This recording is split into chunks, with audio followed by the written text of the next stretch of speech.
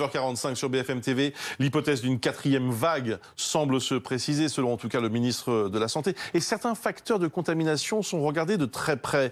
On voit ça d'ailleurs avec vous, Fanny Wegscheider. Fanny, le rôle des plus jeunes en fait partie. Oui, en effet, on va tout de suite regarder quelques indicateurs. Tout d'abord, le taux d'incidence du Covid-19, on le rappelle, c'est le nombre de cas positifs pour 100 000 habitants. Au niveau national, actuellement, ce taux est de 22,8%. On est à moins de 22,8% tout court. Cette dernière semaine, on a vu des taux bien plus élevés il y a encore quelques mois.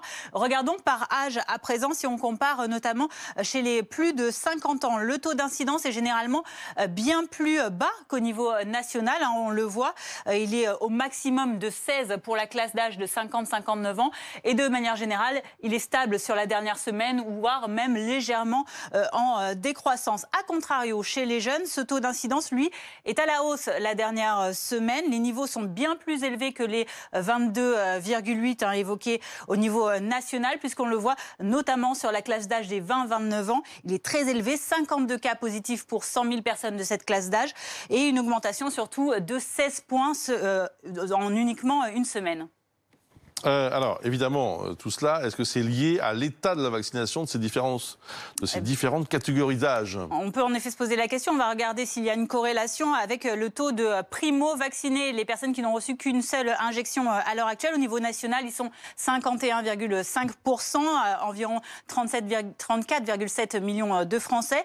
Dans le détail par âge, si on découpe toujours en plus de 50 ans et moins de 50 ans, les plus de 50 ans ont des forts taux de primo-vaccination. On le voit en moyenne autour de 80% à peu près, ce qui pourrait expliquer une moindre contamination, comme on l'a vu avec les taux d'incidence juste avant.